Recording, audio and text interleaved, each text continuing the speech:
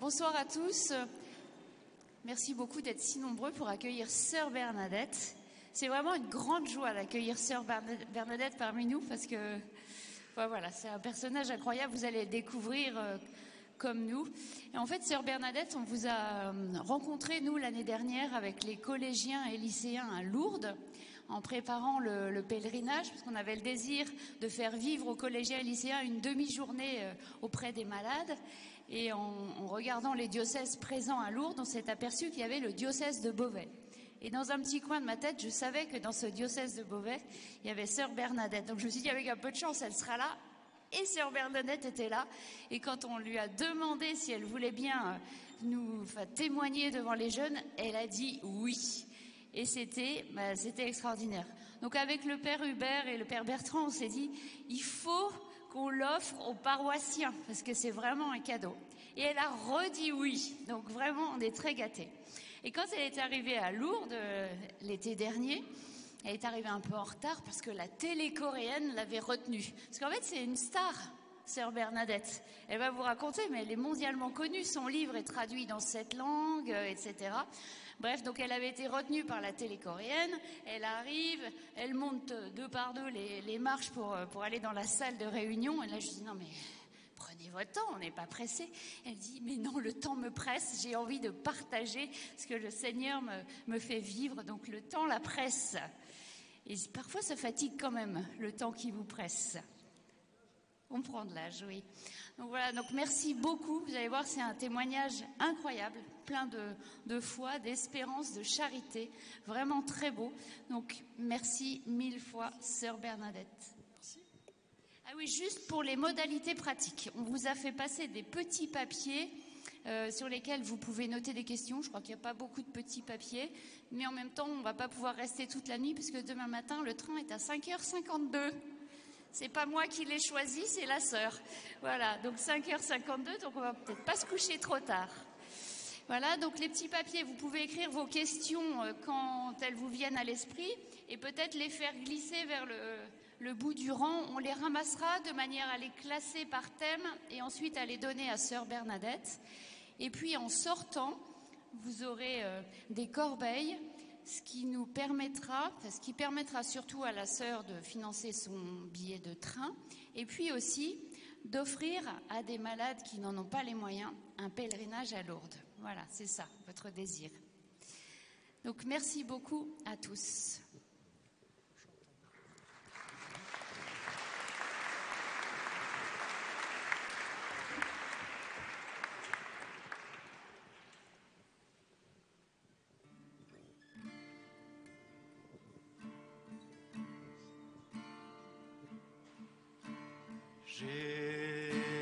Jésus, toi qui as promis d'envoyer l'Esprit à ceux qui te prient, ô Dieu, pour porter au monde ton feu. Voici l'offrande de nos vies.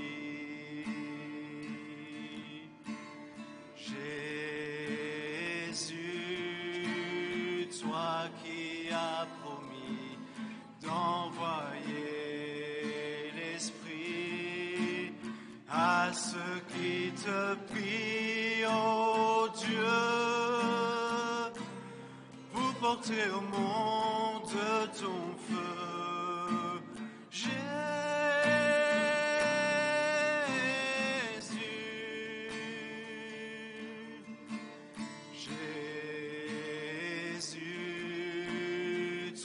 Qui a promis d'envoyer l'Esprit à ceux qui te prient, ô Dieu, pour porter au monde ton feu.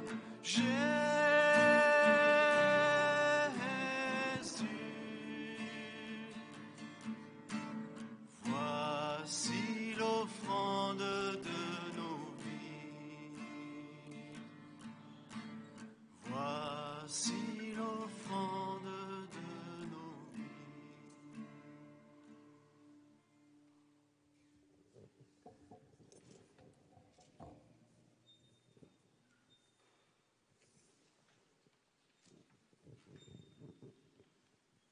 Bonsoir à vous tous et toutes, les enfants comme les adultes.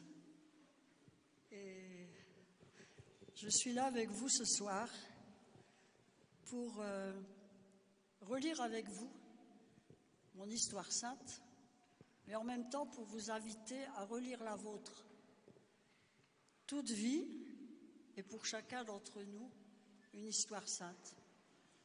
Et dans les moments plus difficiles, eh bien, c'est une grâce de pouvoir se dire, tiens, à tel moment c'était difficile, et puis le Seigneur m'a aidé, le Seigneur m'a tenu. Et les jours où on n'en peut plus, on se souvient, comme le peuple d'Israël. D'où l'importance de s'arrêter pour relire ce qui a fait et ce que fait Dieu dans notre vie. Donc avec vous, je vais relire la mienne.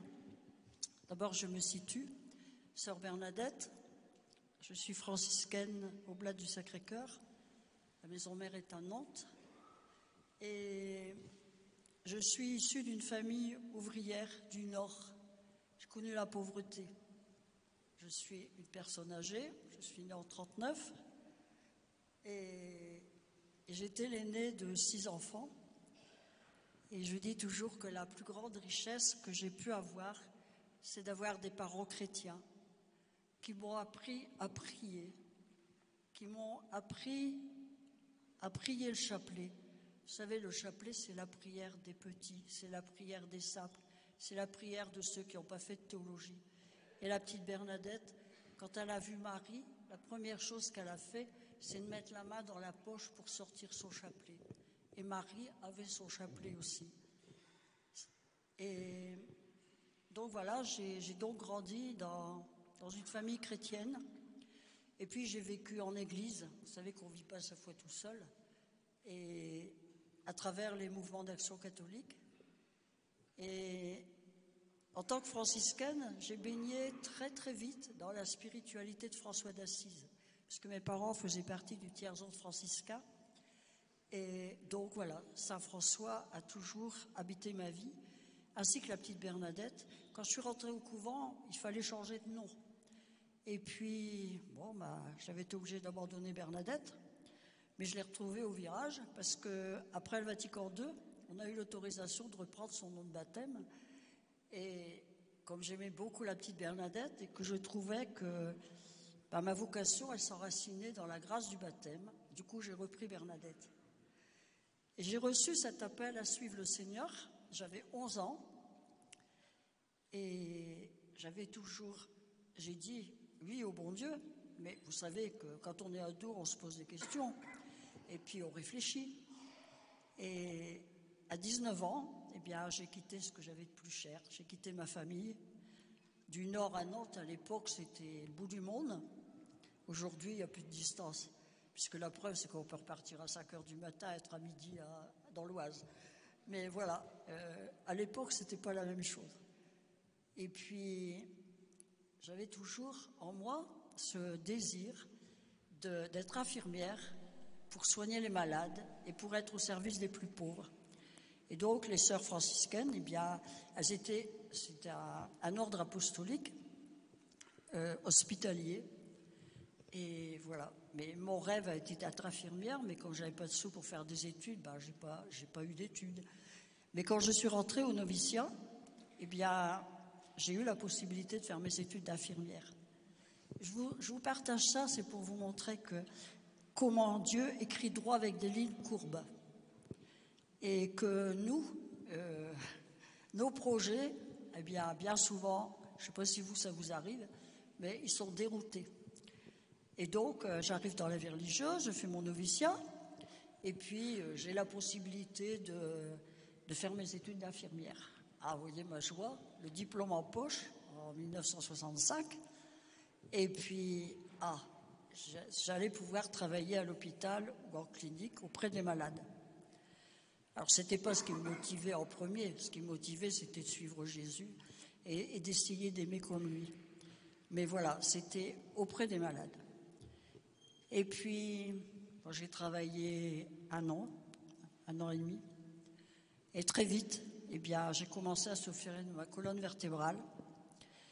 Et moi, qui voulais soigner les malades, eh bien, le Seigneur, c'est pas ça qu'il attendait de moi. Il m'a conduit sur le chemin de la maladie. J'étais malade 42 ans. J'avais une atteinte, j'ai été opérée 4 fois de la colonne. Et j'avais une atteinte des racines nerveuses lombaires et sacrées pratiquement totale, qui a évolué d'année en année. Et malgré tous les traitements nombreux, eh bien, je n'ai jamais pu reprendre ma profession et j'ai été mise en invalidité. Mais voilà, ça ne m'a pas empêché de servir le Seigneur. Mais ce n'était pas mon rêve. Mais aujourd'hui, comme depuis un certain temps, je remercie le Seigneur d'avoir vécu ça. Parce que j'ai vécu beaucoup de séjours à l'hôpital, beaucoup de séjours dans les maisons, dans les centres de rééducation. J'ai connu les plâtres, j'ai connu beaucoup de choses. Et puis, ça a été un temps pour moi de découvrir Dieu à l'œuvre dans la fragilité. Et j'ai partagé leur vie, j'ai partagé leurs combats, j'ai partagé leurs larmes, leurs soucis. Et vous savez que quand on souffre trop, eh bien, la prière, elle est difficile quelquefois. Et parfois, on a nos larmes à offrir pour prier. Eh bien, c'est rien. Il suffit d'offrir nos larmes et c'est une prière. Et j'ai vraiment senti la fraternité dans ce monde du handicap, avec les soignants, avec les malades. Et il y avait toute une vie qui passait. Et de temps en temps, bien sûr, je réintégrais ma communauté. Mais je ne vivais pas ce que j'avais rêvé. Et puis, j'ai donc été... j'abrège parce que tout à l'heure, j'étais un peu trop longue. Eh bien, j'ai donc... été dans les petites fraternités par-ci, par-là, mais j'ai surtout été à l'infirmerie. Et puis en l'an 2000, eh bien, j'ai fait une dépression. Je n'en pouvais plus. J'avais vécu des gros soucis familiaux.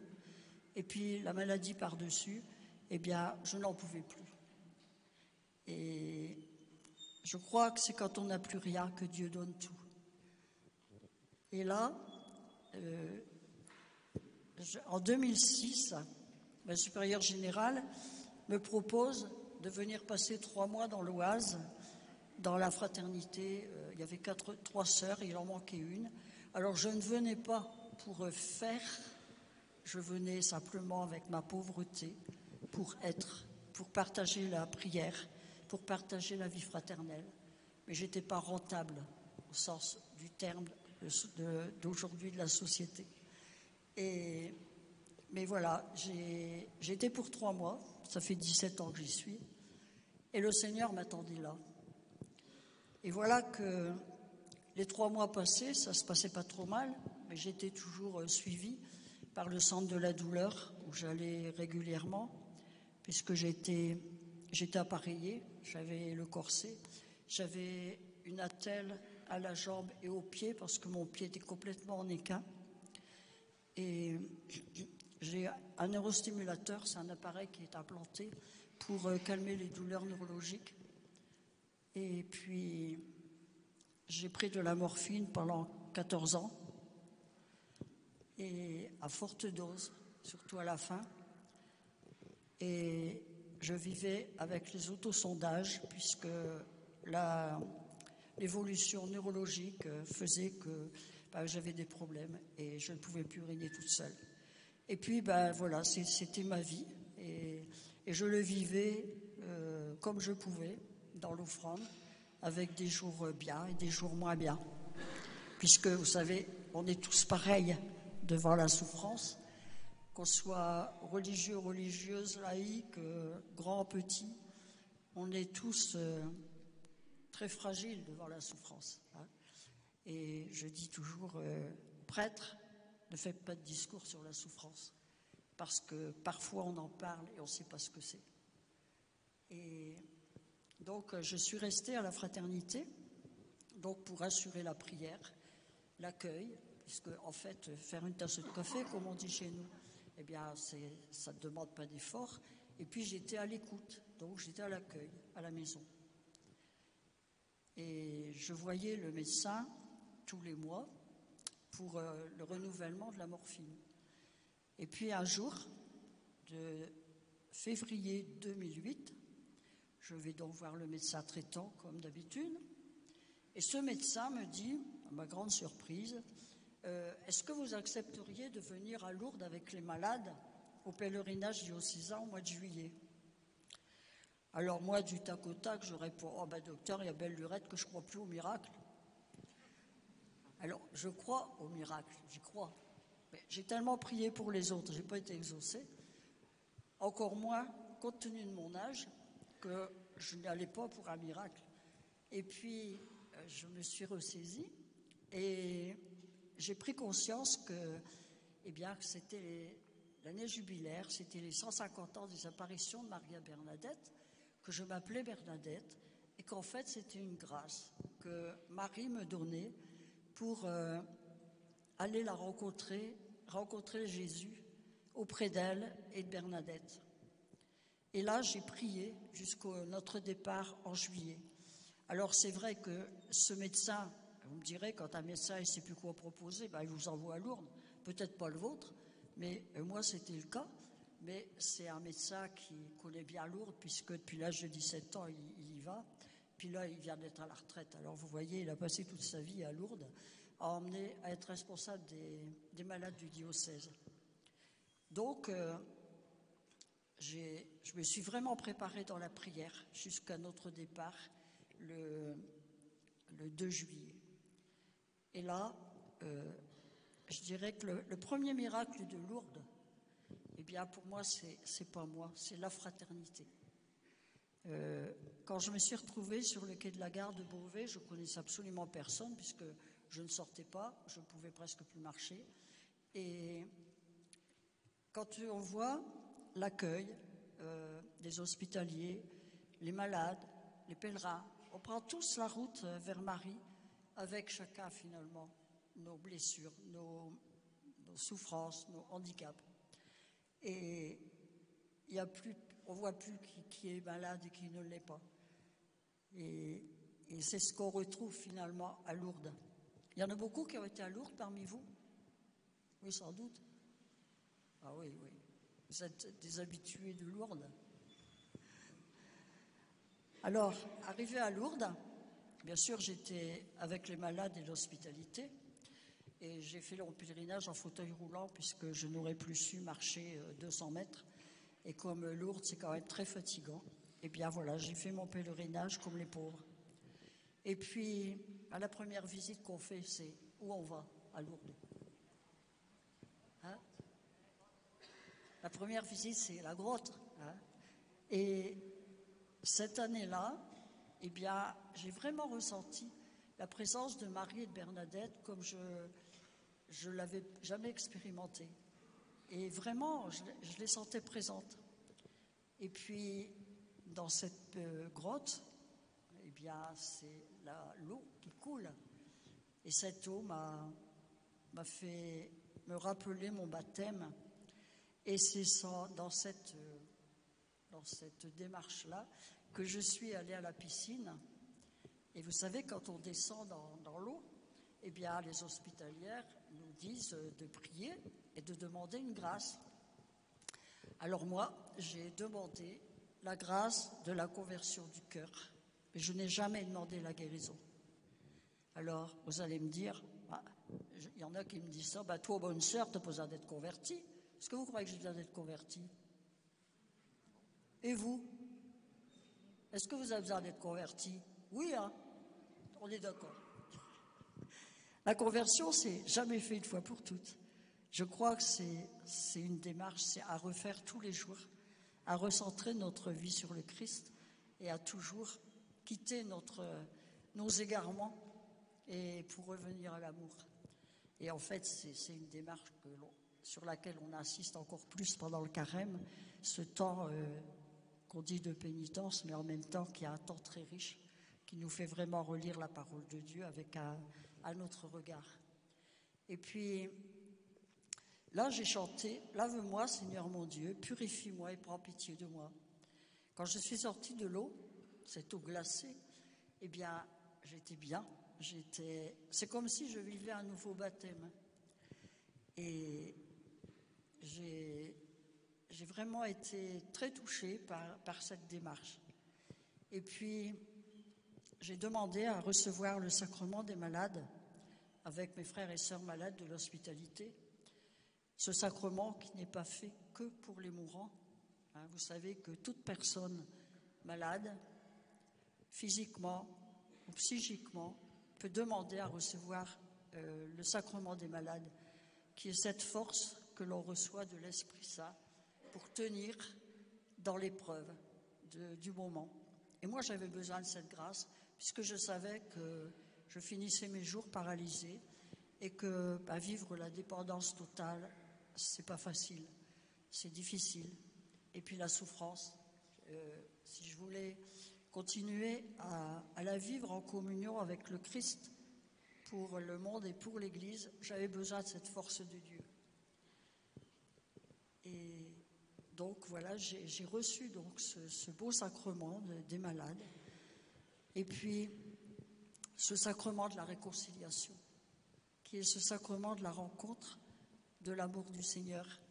C'est pas une condamnation, c'est pas un jugement, c'est pas une kyrielle de péché comme on écrivait autrefois, mais c'est la rencontre de l'amour du Seigneur. En fait, à travers l'Évangile, c'est moi qui me condamne, c'est moi qui reconnais ma faute. Et pendant un temps, on l'a laissé un peu tomber ce sacrement, mais en fait, je crois qu'il est essentiel à notre vie chrétienne. Alors, n'hésitez pas, pendant ce carême, à vivre ce beau sacrement de la réconciliation. Et c'est vrai qu'à Lourdes, on sent vraiment cette force pour rencontrer le Seigneur. Et puis, eh bien, il y a la procession du Saint-Sacrement. Et là, pour ceux qui connaissent, eh bien, la procession, elle part à 17h de la grotte pour aller jusqu'à la basilique Saint-Pie-X. Et donc, je suivais le Saint-Sacrement et j'ai vraiment senti que Jésus marchait avec nous. Et là, en arrivant à la basilique, eh bien, il y a ce temps d'adoration, ce temps de silence. Et puis après, il y a la bénédiction des malades. Et quand notre évêque, c'était lui qui était le célébrant, eh bien, il est venu devant nous pour nous bénir. J'ai vraiment senti, j'ai fait l'expérience de cette présence de Jésus vivant, ressuscité dans l'Eucharistie. Et puis, une expérience que je n'avais jamais fait comme celle-là. Et puis, j'ai reçu cette parole. Je vois ta souffrance, celle de tes frères et sœurs malades, et toi, donne-moi tout. J'ai prié, j'ai renouvelé le don que j'avais fait de ma vie, mais j'ai surtout prié pour les frères et sœurs malades qui étaient à côté de moi, en demandant leur guérison. Mais j'étais habitée par une grande paix et une grande joie. Et puis le pèlerinage s'est terminé. Et puis vous savez, pour ceux qui ont vu le documentaire sur Lourdes, il y en a qui l'ont vu, le documentaire sur Lourdes. Si vous ne l'avez pas vu, il faut demander à votre curé qui fasse une séance avec ce film qui est très très beau, qui a été fait par des cinéastes pas chrétiens, mais qui ont vraiment perçu cette grâce de Lourdes. Et je crois que cette grâce de Lourdes, il n'y en a pas deux. Et donc, pèlerinage s'est terminé et je suis rentrée, très douloureuse, parce que vous savez, quand vous avez du mal à rester assise, quand vous n'arrivez plus à marcher, et c'est souvent allongé qu'on est le mieux. Donc, je suis restée 3 jours allongée avec les calmants pour essayer de calmer la douleur. Mais toujours habitée par Lourdes. Lourdes ne m'avait pas quittée. Et voilà que le 3e jour, c'était le 11 juillet, à 17h, on avait l'adoration dans notre chapelle, comme vous l'avez ici aussi. Et j'ai donc rejoint mes sœurs à l'adoration. Et j'étais vraiment en communion avec Lourdes. Et devant le Saint-Sacrement, à 17h45, j'ai senti dans mon corps une chaleur qui m'a envahi et une détente. Mais je ne savais pas ce que ça voulait dire. Et j'ai terminé l'adoration, puis je suis rentrée dans ma chambre. Et dans ma chambre, j'ai une voix qui m'a dit « Enlève tes appareils ». Et moi qui ne suis pas obéissante de nature, eh bien là, j'ai obéi instantanément, je dirais, dans un acte de foi, sans raisonner. Et j'ai pensé à l'évangile où Jésus dit au paralytique « Lève-toi, prends ton grabat et marche ». Et j'ai obéi. J'ai donc enlevé l'appareillage de mon pied, de ma jambe, et mon pied était redressé, je pouvais le poser. J'ai enlevé le corset, moi qui dormais souvent dans une coquille, eh bien, je n'avais plus de douleur. Je suis allée à la rencontre de sœur Marie-Albertine qui était à la salle de séjour, puis je lui dis « Viens voir, je ne sais pas ce qui m'arrive ». Et cette sœur, elle avait fait le pèlerinage avec moi.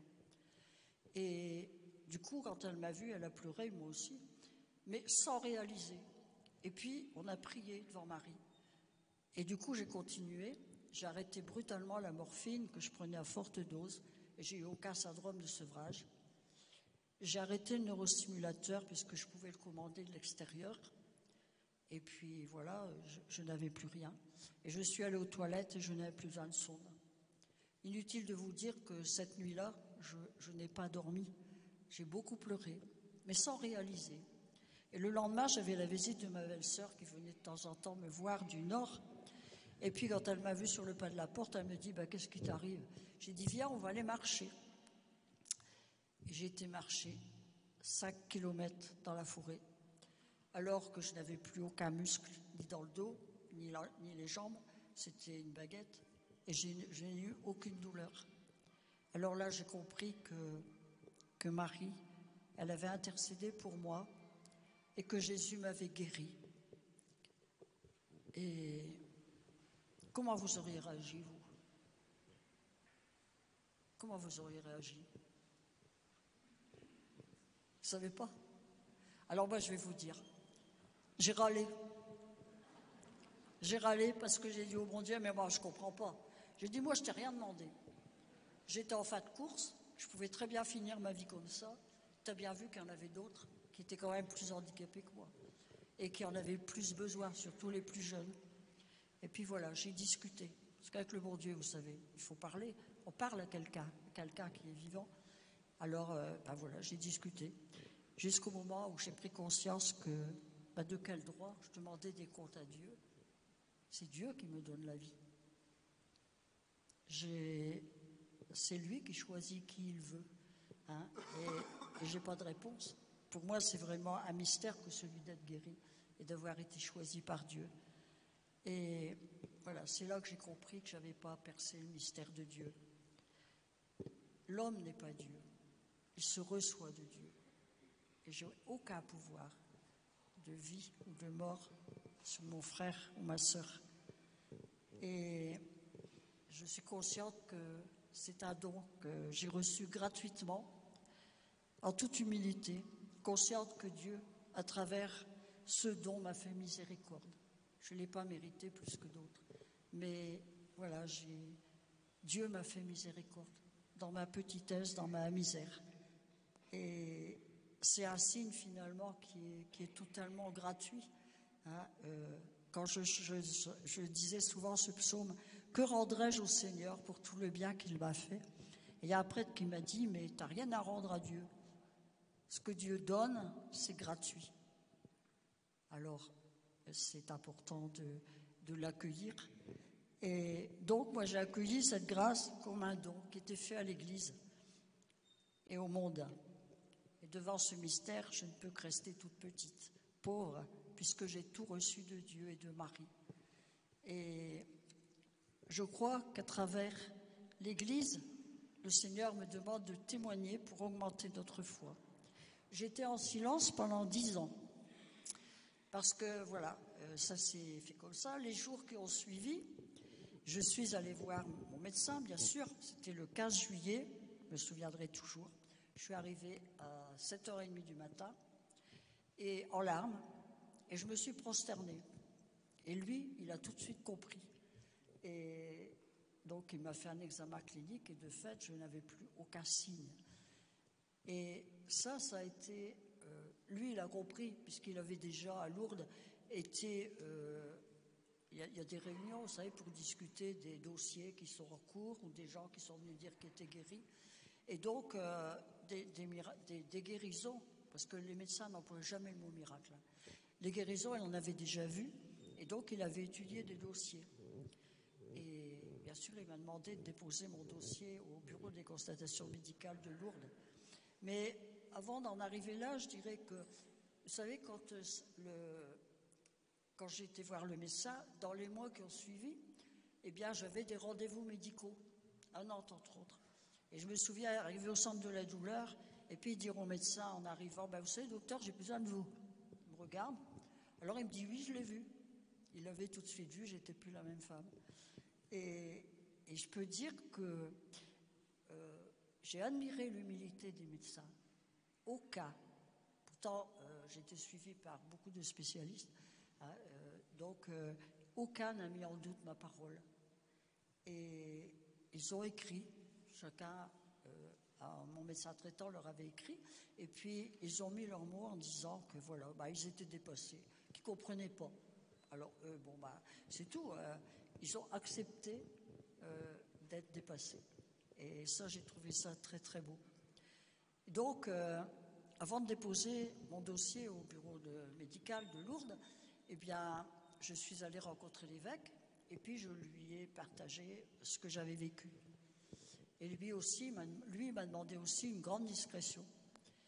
Mais il m'a demandé de déposer mon dossier au bureau médical pour peut-être pouvoir témoigner un jour.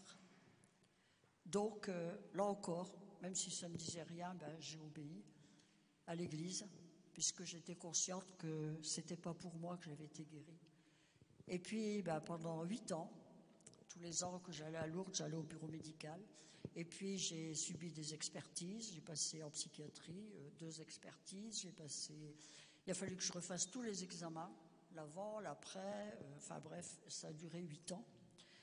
Et jusqu'au moment où, le 16 novembre 2016, le bureau médical international, ils sont une trentaine, et là, ils étaient 28.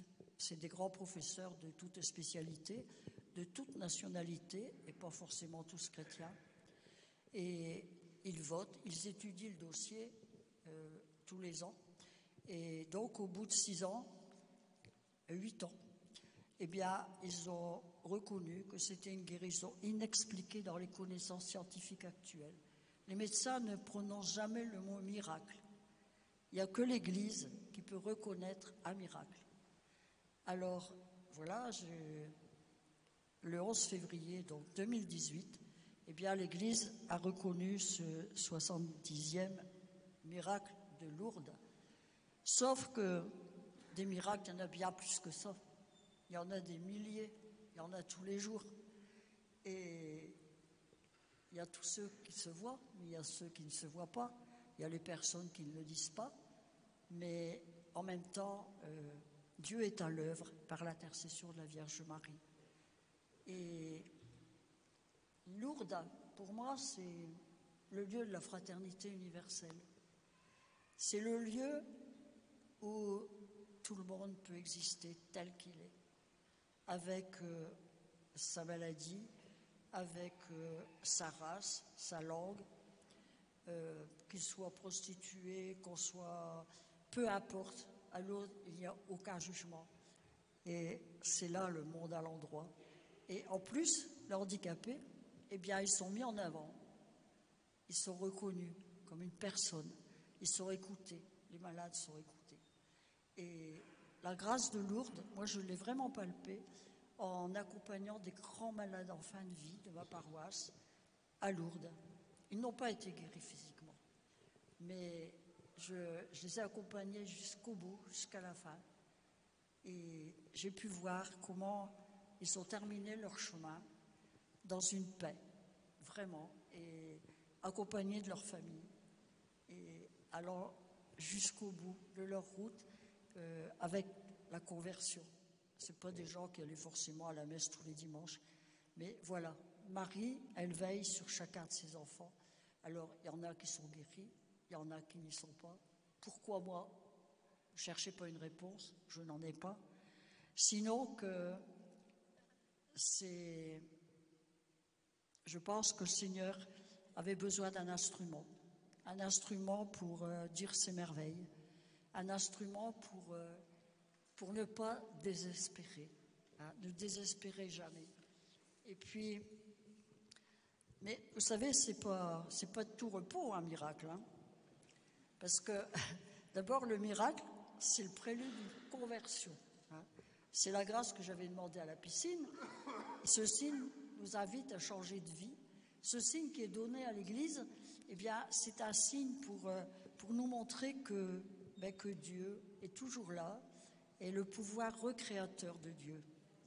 Et lorsque Jésus guérit dans l'Évangile, comme c'est bien mon cas, il envoie annoncer, ou il leur dit de se taire, ou il leur dit « va dire ».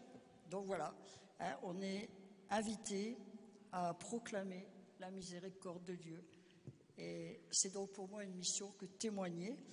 C'est mon évêque qui, le 11 février, m'a donc donné cette mission du témoignage que j'essaye de vivre comme je peux, de témoigner aussi en faveur de la vie.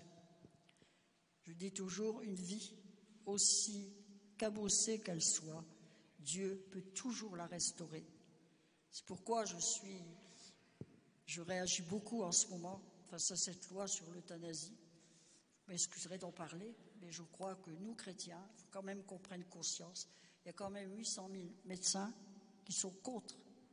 Et au nom de la liberté, au nom de la fraternité, on va voter une loi qui va tuer quelqu'un.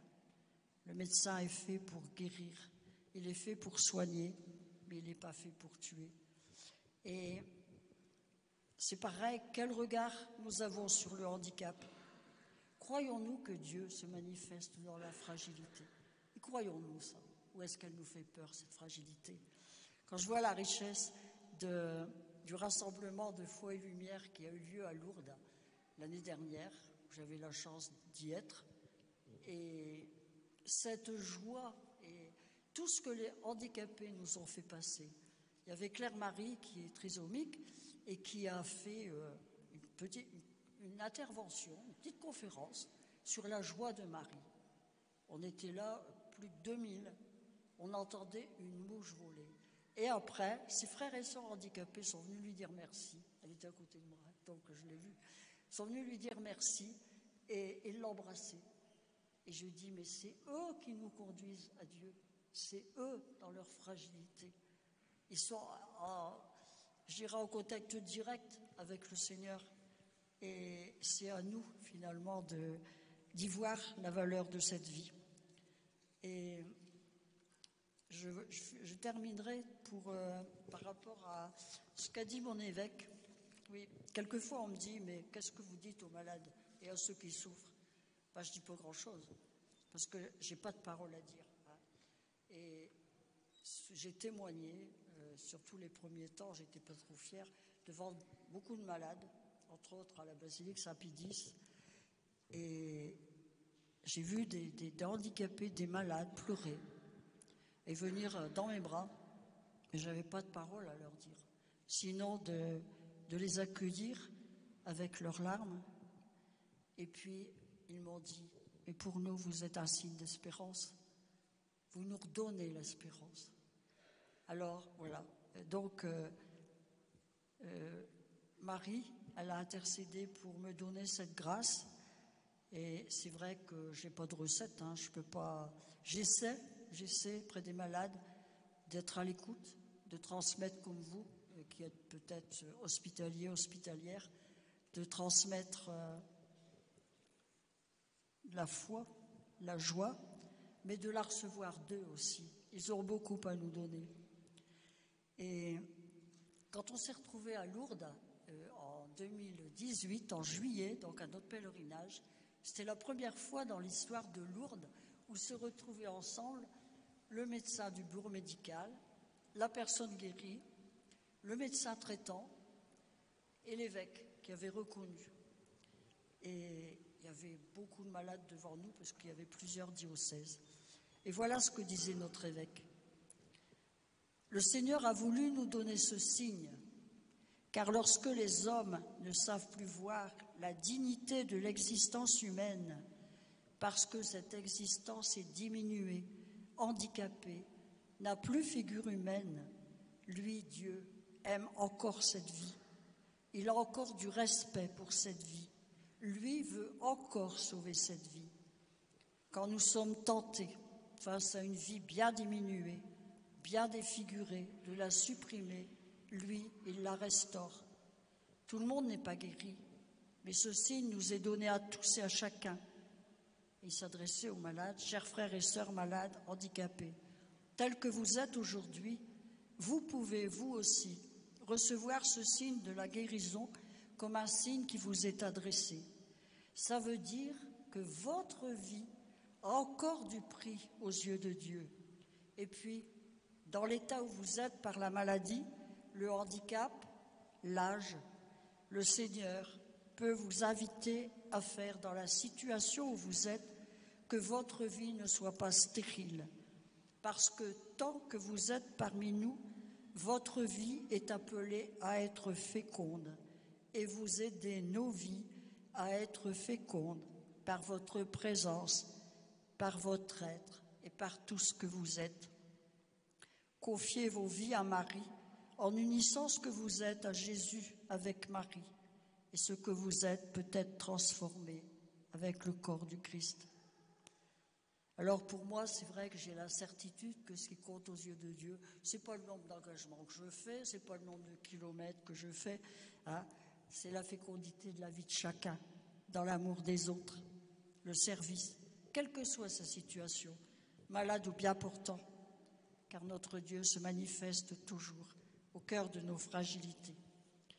Et comme le disait le pape François à Fatima en s'adressant aux malades, votre présence ici au milieu de nous est plus éloquente que les paroles. L'offrande quotidienne de vos souffrances, unie à celle de Jésus sur la croix, est pour l'Église un trésor. C'est au cœur de ce que vous n'avez pas choisi que vous participez à sa mission. Alors, voilà, ça nous aide à remettre les choses en place. Et c'est sûr que, vous savez, je ne suis pas devenue une sainte. Et il y a quelqu'un qui téléphonait à la fraternité en disant « Mais Sœur Bernadette, comment il faut l'appeler maintenant? Sœur Bernadette ou Sainte Bernadette ?» Alors, Sœur Anne-Marie, qui n'était pas très primaire d'habitude, instantanément, elle a dit « Ah ben sûrement pas. Elle est comme moi, elle essaie tous les jours, mais elle n'y arrive pas. » Voilà. Alors, au moins, voilà, ça vous garde dans l'humilité, chacun d'entre nous. Et puis, voilà, le Seigneur m'invite donc à témoigner des merveilles de Dieu, témoigner que lorsque Dieu fait irruption dans nos vies, elle nous propulse au-delà de ce qu'on peut imaginer. Si vous avez une grâce, si on vous demande une mission, rassurez-vous, si ça vient de Dieu, vous aurez la force. Vous savez, moi, je n'étais pas habituée à parler. On m'a dit, mais tu savais parler comme ça? Ben, je dis non, je ne parlais pas. Alors, je ne savais pas que je savais parler. Et puis, c'est pareil, je me suis retrouvée sur des plateaux de télévision. Alors, je ne vous dis pas, c'était vraiment pas mon monde. Hein. Eh bien, voilà, le Seigneur m'a donné la grâce. C'est pour vous dire qu'il ne faut pas chercher à s'appuyer sur soi, mais le Seigneur, il nous propulse. Et l'Esprit Saint, eh bien, voilà, il nous conduit. Il suffit de lui faire confiance. Et puis, c'est vrai qu'il y a eu mon livre, « Ma vie est un miracle », qui a été fait à la demande de l'Église. Moi, je ne voulais pas le faire. Je ne voulais pas le faire parce que c'est pas évident de livrer sa vie à tout le monde. Et là aussi, l'évêque m'a encouragé avec Jean-Marie Guénois à l'écrire. Et donc, voilà, je me suis dit, puisque c'est une grâce pour l'Église, je vais jusqu'au bout. Jésus m'avait dit, donne-moi tout. Et j'ai vraiment été jusqu'au bout. Et quand je vois l'impact qu'a ce livre, je me sens toute petite. Et en même temps, je me dis, en fait, il fait des merveilles. Parce que en même temps, il s'adresse à tout le monde.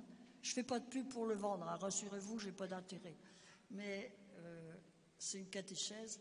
Et puis, c'est un signe d'espérance pour le monde d'aujourd'hui. Et il y a même des non-chrétiens qui l'ont lu et qui vraiment ont été bouleversés. Donc cette grâce, je l'ai reçue par l'intercession de la Vierge Marie. Elle est notre mère, elle est notre modèle. Et vous savez, à l'Annonciation, quand Marie elle a dit « Mais comment ça va se faire ?» L'ange a répondu « Rien n'est impossible à Dieu ». Alors aujourd'hui, on peut le louer, le Seigneur. On va d'abord peut-être remercier Marie en disant « Je vous salue Marie » ensemble, en chantant plutôt. Alors, je voudrais vous dire aussi que c'est vrai que j'ai fait l'expérience de la présence de Jésus ressuscité. Aujourd'hui, je ne sens plus rien. Je suis devant le Saint-Sacrement, autant à Lourdes. Alors là, j'étais sur une autre planète. Là, je suis dans la foi, comme vous. Vous savez, c'est comme l'évangile de la transfiguration. Les apôtres, ils sont sur la montagne avec Jésus, ils sont dans la lumière. Ah ben, qu'est-ce qu'on est bien, on y reste très bien. Et puis Jésus, il les ramène dans la plaine. Et là, ils sont obligés de marcher dans la foi. Eh bien, voilà, quand on fait l'expérience de Dieu, eh bien, on est ramené sur un chemin de foi. Et même si on ne sent pas, Dieu est là. Et lorsque l'on fait l'expérience de l'amour de Dieu qui sauve, il n'y a pas besoin de beaucoup de temps pour l'annoncer. Tout chrétien, et je vous invite chacun, est missionnaire dans la mesure où il a rencontré l'amour de Dieu en Jésus-Christ. Amen.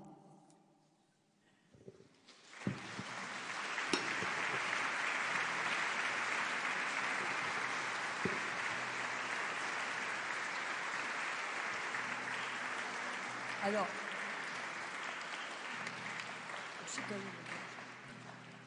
on va se tourner vers la Vierge Marie pour chanter. Je vous salue Marie, comblée de grâce, le Seigneur est avec vous. Vous êtes bénie entre toutes les femmes, et Jésus, votre enfant, est béni. Sainte Marie, Mère de Dieu, priez pour nous pauvres pécheurs, maintenant et à l'heure de la mort. Amen, Amen, Maranatha. Voilà, alors je vous invite à relire vous aussi, comme je vous disais au début, votre histoire sainte, pour y voir les merveilles de Dieu et pour pouvoir en témoigner. Parce qu'on est dans un monde où on a besoin de témoins. Et ça, vraiment, je le sens, je le palpe tous les jours. Et près des jeunes particulièrement. Les jeunes ont besoin d'expérience et de témoins. Alors, on est tous, là où on est, eh bien, appelés à être des témoins de l'amour de Jésus. Alors, on va chanter « Comment ne pas te louer ?»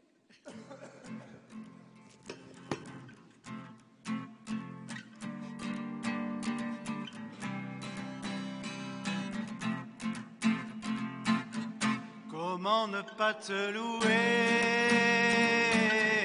Comment ne pas te louer? Comment ne pas te louer?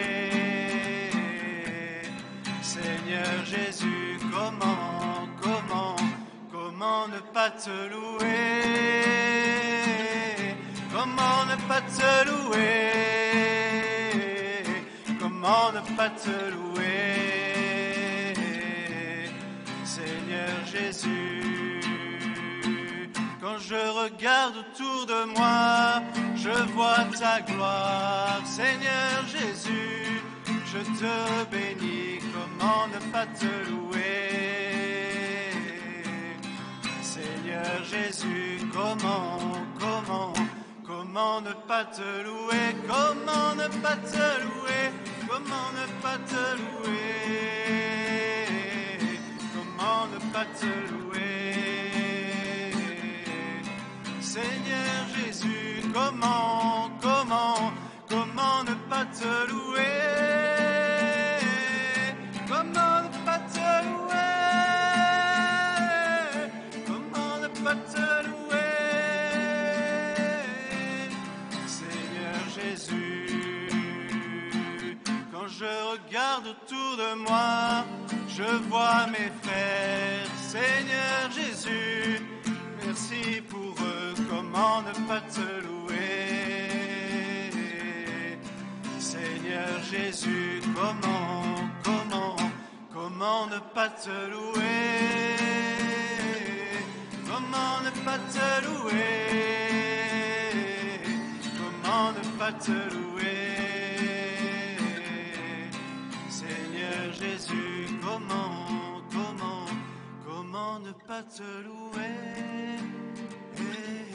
Comment ne pas te louer? Comment ne pas te louer? Seigneur Jésus.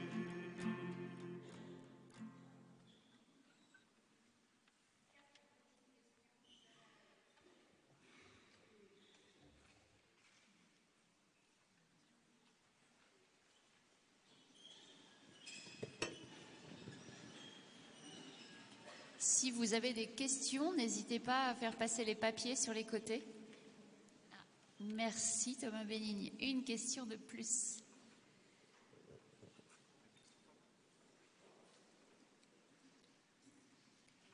Comment vivez-vous la célébrité? Oh là là. Alors là, la célébrité, j'en ai rien à faire. Pour moi, c'est uniquement être au service de l'évangélisation. Celui qui est célèbre, c'est notre Dieu d'amour, c'est Marie. Et en aucun cas, vous savez, plus j'avance dans ce mystère, plus je me sens toute petite. Alors, je suis loin de la célébrité et priez pour que j'y reste. Et est-ce qu'aujourd'hui encore, votre dos peut vous faire mal? Vous n'avez plus du tout aucune douleur. J'ai plus de douleur du tout de ce que j'avais. Et voilà, ça fait 15 ans que je suis guérie. J'ai fait beaucoup de choses depuis 15 ans que je ne devrais pas faire. Alors, comme les gens de mon âge, je dis que j'ai bientôt 48 ans. Alors, vous le retournez, hein, et on a de l'arthrose. Hein. Alors, c'est vrai que comme vous, certains, eh bien, oui, par moments, je sens l'arthrose. Mais voilà, ça fait partie de l'âge. C'est pas parce que vous avez été guéri que vous n'aurez plus de maladie, que vous n'aurez plus rien du tout. Mais je n'ai plus aucun symptôme de ce que j'avais quand j'étais malade. Aucun symptôme neurologique, rien du tout. Et puis, et quand je vois les kilomètres que je fais à mon âge, je suis un peu étonnée moi-même. Voilà. Alors, avant votre guérison, avez-vous déjà reçu des grâces? Si oui, lesquelles? Je crois que oui. J'ai reçu des grâces. J'ai reçu la grâce, de garder confiance dans l'amour du Seigneur. Bien que j'ai eu des moments où j'ai eu envie de lâcher prise, j'ai eu envie de partir, je n'en pouvais plus. Et en même temps, la grâce que j'ai eue, c'est que Dieu m'a toujours tenu. Alors, dans l'épreuve, ne désespérez jamais. Et vous savez, on a en nous des ressources inimaginables dans des situations où on se dit « Oh là là, mais je ne pourrais jamais faire face ». Non, on est autre que ce que l'on se connaît. Et c'est dans l'épreuve que l'on mesure, notre capacité. Et si je tiens la main de Marie, et si je tiens celle du Seigneur, eh bien, voilà, les grâces, je la reçois. Je dirais que la première grâce, c'est celle de mon baptême. La deuxième grâce, c'est celle de ma vie consacrée. Hein, et puis, eh bien, d'être heureuse dans ce que je suis. Donc, voilà, ça rejoint les grâces que vous pouvez vivre vous aussi, dans vos familles, avec vos enfants, vos petits-enfants. Vous savez, la grâce, ce n'est pas des choses extraordinaires. La petite Bernadette, elle n'a rien fait d'extraordinaire. Il y en a qui pourraient nous en parler de Bernadette, là. Je sens que ça brûle. Hein. La petite Bernadette, elle était toute simple. Mais elle avait du caractère. Hein. Pour ça, je lui ressemble un peu. Mais voilà, Bernadette, ça a été un instrument. Et Bernadette, elle a vécu toute sa vie dans la simplicité. Elle n'a pas guéri. Mais elle a vécu de cette offrande. Hein. Et donc, nous, on est invités à faire pareil. 3 jours alité, puis le miracle. Faites-vous le parallèle avec la passion de Jésus qui débouche sur sa résurrection? Oui. Je ne veux pas me prétendre Jésus, mais c'est vrai que quand j'ai relu, j'ai dit, tiens, j'étais 3 jours au tombeau comme Jésus. Et Jésus m'a ressuscité. Oui, j'y ai pensé. Alors, c'est quoi la conversion?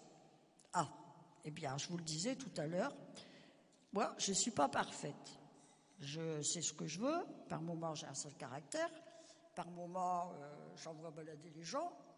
Eh bien, quand je relis ma journée, et le Seigneur, il dit, qu'est-ce que tu as fait là? Est-ce que tu as aimé ton frère tel qu'il était? Est-ce que tu as eu la patience? Est-ce que tu as osé regarder tel? Est-ce que celui qui a parlé de toi, pas gentiment, eh bien, tu es capable de pardonner? C'est ça la conversion. C'est toujours se retourner pour, je dirais, vivre comme Jésus nous le demande. Aimez-vous les uns les autres comme je vous ai aimé. C'est ça la conversion. Est-ce que déjà vu un grand spectacle Bernadette de Lourdes? Pourquoi moi? Aller à Dieu. Madame, oui, je l'ai vu ce spectacle. Je l'ai vu. Il est très beau ce spectacle de Bernadette. Il passe à Paris en ce moment. Et vraiment, c'est celle qui joue Bernadette. Je ne sais pas s'il y en a qui l'ont vu. Et je crois que bientôt, il passera en DVD. Et celui que je vous parlais là, le documentaire sur Lourdes, eh bien, il est en DVD.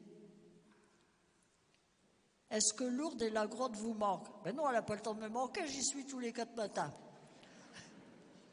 Vous voyez, là, au mois d'avril, je vais y aller pour 3 groupes. Je vais faire 2 voyages.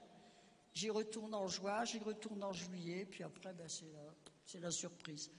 Je crois que la petite Bernadette, la grotte, lui a sûrement manqué, mais en même temps, dans notre cœur, eh bien, c'est vrai que je reste, comme elle, très proche de Lourdes. Lourdes, pour moi, il ne me quitte pas. Et d'autant, tout ce que l'on vit au service des malades, on ne peut pas l'oublier. Et puis, la beauté on est un peu au ciel. Hein, on est dans un autre monde. Hein, et la beauté des célébrations, elle nous porte. Et donc, oui, le jour où je ne pourrai plus aller à Lourdes, ça me manquera sûrement. Durant votre maladie, acceptiez-vous facilement de vous en remettre à tous les médecins? Ne désespériez-vous pas?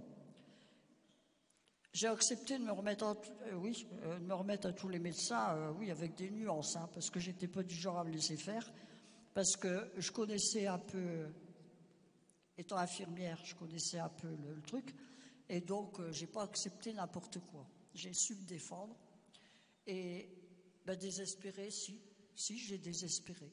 J'ai été comme tout le monde, je me suis découragée, et quand je vous dis que ma vie c'est un miracle, eh bien, c'est parce que dans ma relecture, j'y ai découvert que dans ces moments où j'étais au fond du trou, eh bien, Jésus me tenait, la tête hors de l'eau. Alors, c'est pour ça que je vous dis, ne désespérez jamais. Et puis, pour ne pas désespérer non plus, eh bien, il ne faut surtout pas s'enfermer. Parce que le jour où vous n'avez plus de relation avec personne, parce que vous vous enfermez, parce que vous n'êtes pas bien, vous avez ci, vous avez là, eh bien, c'est la mort. C'est la mort parce que le jour où on n'a plus de relation, qu'on n'a plus de centre d'intérêt et qu'on s'éloigne des autres, eh bien, on meurt. On est des êtres de relation. C'est un peu comme l'image de la Trinité, vous savez, Père, Fils et Saint-Esprit. Eh bien, nous, c'est pareil, on est des êtres de relation. Et le jour où je m'enferme parce que je ne vais pas bien, eh bien, ça va à la destruction. Et c'est les autres qui nous aident à nous en sortir. Et quand je dis aux jeunes, voilà, parce qu'on sait qu'il y a quelquefois beaucoup de suicides chez les jeunes aujourd'hui, plus qu'avant, eh bien, quand ça ne va pas, parlez à quelqu'un. Si vous ne pouvez pas parler à vos parents, parlez à quelqu'un. Mais parlez. Faites confiance. Parce que moi, je dis toujours, si je n'avais pas eu les frères et sœurs qui m'ont soutenu sur la route, si je n'avais pas eu ce centre d'intérêt, j'aimais beaucoup le chant, la musique, l'écriture de l'icône, ça a été pour moi une prière vraiment très forte, parce que j'avais cette chance de pouvoir le faire. Et je sais qu'au centre de la douleur, il y a une toubib qui m'avait dit, c'est une convertie, Et elle m'avait dit, voilà, quand on souffre, si vraiment notre esprit, il est pris à faire quelque chose. Par exemple, vous écrivez, vous faites un dessin, vous faites de la musique, vous écrivez une icône, vous sortez de votre tête un peu la souffrance. Hein. Et donc, le jour où je me mets au fond du lit parce que j'ai la douleur et que je ne bouge plus, eh bien là, vous êtes sûr que vous allez couler, hein, et vous ne pourrez plus vous relever. Alors, faites confiance aux frères et sœurs qui vous entourent, et puis quand ça ne va pas, parlez à quelqu'un. Il n'y a que comme ça qu'on peut être sauvé. Nul n'est une île. Hein. Je ne sais plus, c'est Thomas Merton qui disait ça. Et on ne peut pas être tout seul. D'où l'important d'être proche de nos frères et sœurs malades. Si vous avez des malades dans vos quartiers, n'hésitez pas à rendre visite. N'hésitez pas à inviter les grands malades à venir à Lourdes, vivre ce temps qui est vraiment une force et qui a un réconfort et une conversion. Voilà. Alors, je vous laisse les messagers pas pour faire de la pub pour Lourdes, mais une grâce que l'on a reçue, on ne peut pas la garder pour soi.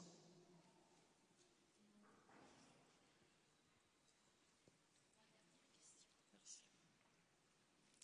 Avez-vous rencontré d'autres miraculés? Si oui, avez-vous des choses communes lors de votre guérison? Non, j'ai rencontré une sœur qui est italienne, qui a été la 68e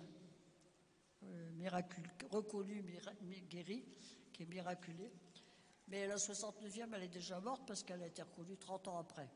Donc, voilà, wow, ça fait 15 ans, bon, alors dans 15 ans, je ne serai plus là. Donc, la pauvre, je n'ai pas pu la voir. Et puis, cette sœur italienne, elle ne parle pas français, mais elle ne témoigne pas beaucoup, elle ne parle pas. Alors, bon, j'en ai pas su plus. Et puis, j'ai rencontré, par contre, c'était pas à Lourdes, mais la sœur des maternités catholiques qui avait été guérie d'un Parkinson pour la canonisation de Jean-Paul II. Alors, je l'ai rencontrée. Puis, je lui ai dit, oui, mais pour les canonisations, ça va beaucoup plus vite. Parce qu'elle a été reconnue très vite et elle n'est pas passée par tous les stades où je suis passée. Tandis que Lourdes, c'est très, très, très exigeant. Et je comprends qu'il n'y en a pas beaucoup parce que, d'abord, il faut vraiment avoir un dossier béton. Et puis, il faut accepter de faire le chemin et de pouvoir le faire. Parce que quand vous habitez, il y avait une Colombienne qui avait été guérie. Mais si vous habitez en Colombie, vous ne pouvez pas revenir à Lourdes tous les ans. Hein. Donc, voilà, du coup, c'est pas reconnu. Mais ça, on s'en fiche que ce soit reconnu ou pas. L'essentiel, c'est la guérison. Et puis, les autres, non, je ne les ai pas rencontrés. Ce que j'ai vu, j'ai lu Serge, je ne sais plus comment il s'appelle. Enfin, il s'appelle Serge. Le nom, je ne me rappelle plus. Eh bien, il y a eu cette chaleur aussi. Et il y a une voix qui lui a dit « Lève-toi ». C'est curieux, moi, je n'avais jamais vu ça.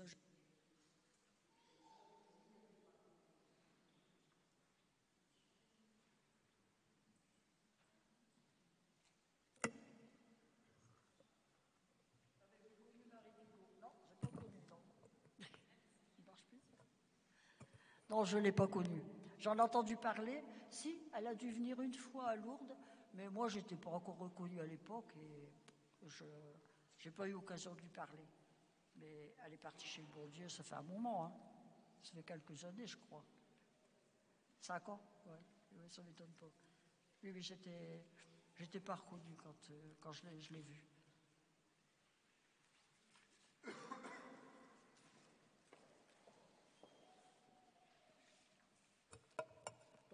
J'ai plus besoin de parler. Alors, vous avez tout compris? Alors, ce que je vous invite pendant le carême, eh bien, c'est que vous allez relire votre histoire, puis vous allez noter toutes les interventions de Dieu dans votre vie. Et vous verrez, des miracles, il y en a dans votre vie. Et le miracle de la vie, eh bien, c'est une renaissance. Eh bien, relisez, prenez le temps pour rendre grâce de ce que vous êtes, de ce que Dieu vous a donné.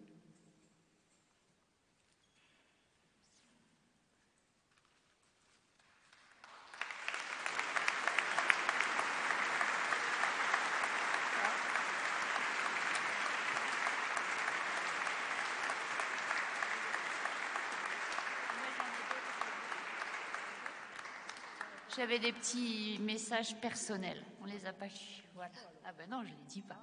Voilà, merci beaucoup, ma sœur. Je vous avais dit, c'est un témoignage exceptionnel. Vraiment, on est très heureux de vous avoir accueillis. Merci beaucoup. Petite page de publicité, le pèlerinage diocésain à Lourdes, ce sera du 17 au 23 avril. On a déjà un petit groupe qui part au pèlerinage, donc si vous êtes tenté, n'hésitez pas. Peut-être que si vous êtes tenté, vous ne savez pas où trouver l'information, peut-être que vous pouvez noter votre adresse mail et on peut vous envoyer toutes les informations. Voilà, j'en profite puisque c'était un peu le thème de la soirée. Alors merci beaucoup à tous. On peut peut-être reprendre un chant, Benoît, si tu veux bien, tous ensemble avant de nous quitter. Merci beaucoup. Et bon temps de carême à tous et à très bientôt. Comment ne pas te louer peut-être? Ah oui, je peux peut-être aussi faire de la pub pour le livre. Ma vie est un miracle. Alors la sœur qui avait 3 changements de train a renoncé à se charger de nombreux livres, mais on peut le trouver partout. Voilà. Donc, voilà, Ma vie est un miracle. Très bon livre. Il y a le livre de poche et il y a l'autre écrit en plus gros pour ceux qui ont plus de mal à lire. Voilà. Alors c'est vrai qu'il est un petit peu plus cher.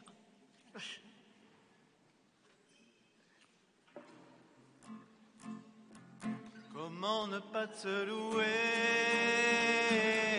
Comment ne pas te louer? Comment ne pas te louer? Seigneur Jésus, comment ne pas te louer? Comment ne pas te louer? Comment ne pas te louer? Seigneur Jésus, quand je regarde autour de moi, je vois ta gloire. Seigneur Jésus, je te bénis, comment ne pas te louer? Seigneur Jésus, comment ne pas te louer? Comment ne pas te louer? Comment ne pas te louer? Comment ne pas te louer? Seigneur Jésus, comment ne pas te louer? Comment ne pas te louer? Comment ne pas te louer?